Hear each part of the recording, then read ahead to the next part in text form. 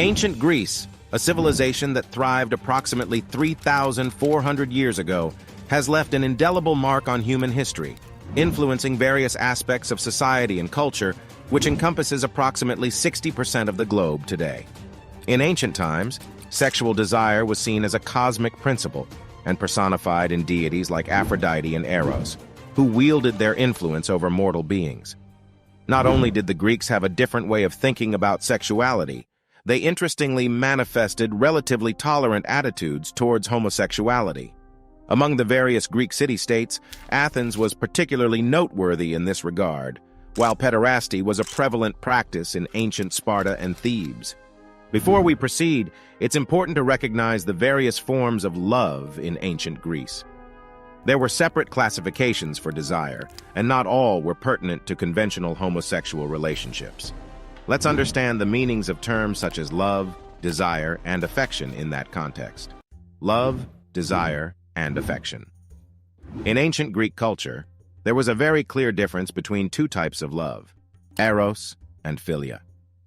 Eros, which originally appeared to have been a specifically Athenian, Attic term, was the all-intoxicating urge one had for another. It was also personified as a god and represented the passionate, intense, and often restless desire to be close to and touch another person. It was often associated with the feeling of falling in love and could be directed towards someone one hardly knew.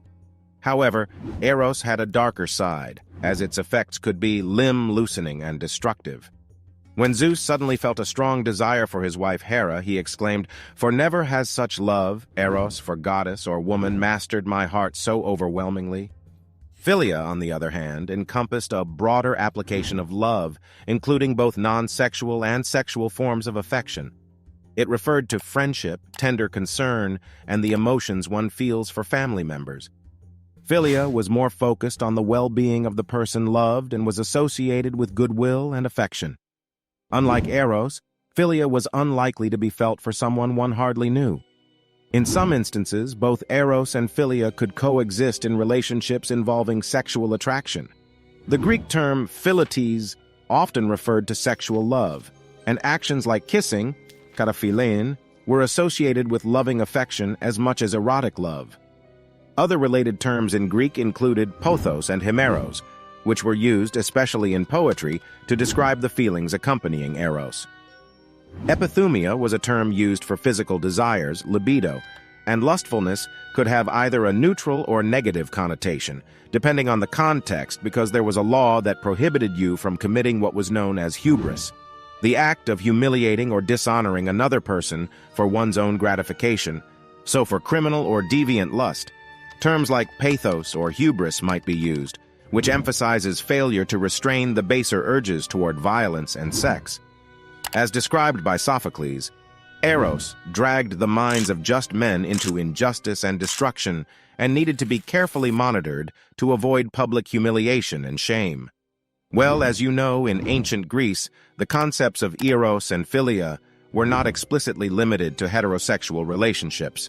Among others, Philia and Eros were categories of love that played the most significant role in ancient Greece, including homosexual desire, which a dialogue such as the Symposium defines in its most noble light.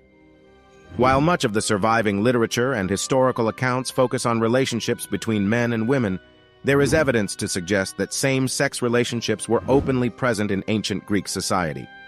Regarding Eros, the passionate and intense desire for someone was not restricted to opposite-sex attractions. The term erastus was used to describe the lover or pursuer in a same-sex relationship, while eromenos referred to the beloved or the one being pursued. Famous examples of such relationships include the bond between the philosopher Socrates and his young disciple Alcibiades, which is originally referred as pederasty, which will be discussed later in detail. Greek poetry, such as the works of Sappho, explored themes of love and desire between women. In terms of philia, friendships between people of the same sex were highly valued in ancient Greek society. The notion of philia encompassed deep emotional connections and camaraderie between individuals, regardless of gender. There were instances of strong friendships and bonds between men, such as that between the warrior Achilles and his comrade Patroclus, depicted in Homer's Iliad. Regarding concubinage, which involved a sexual relationship outside of formal marriage, it was more commonly associated with men and their female concubines.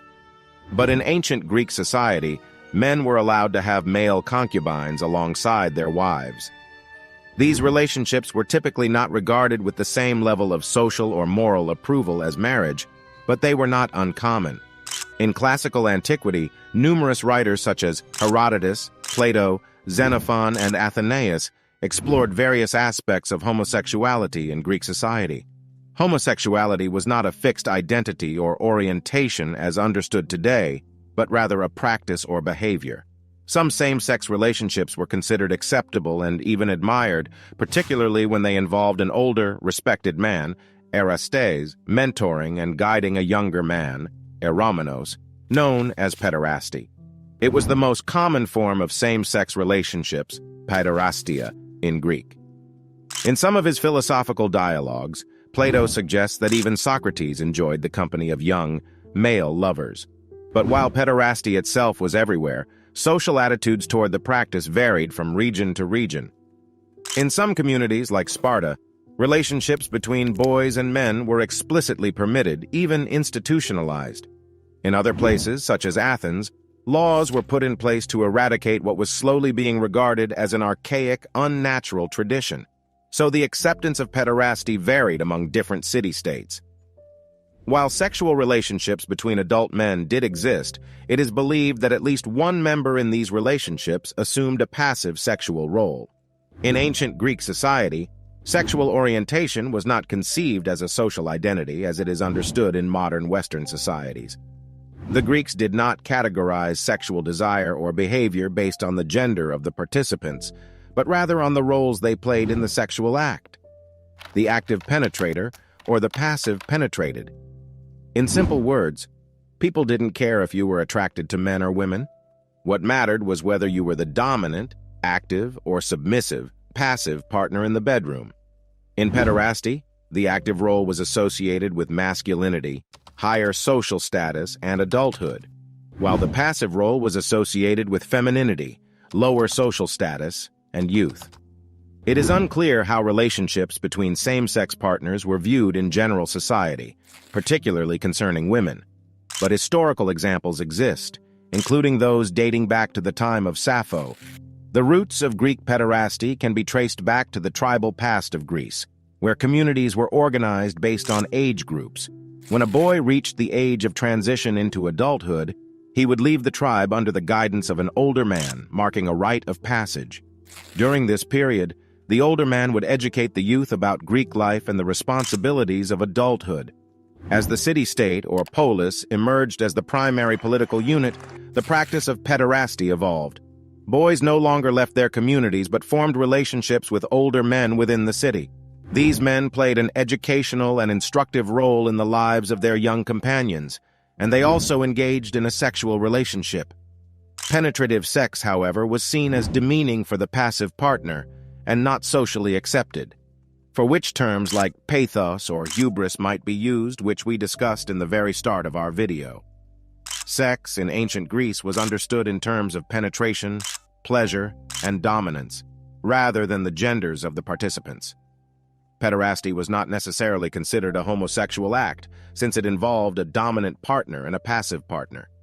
Relationships between two people of the same gender were not always regarded as homosexual unions, as long as one partner took on a passive role.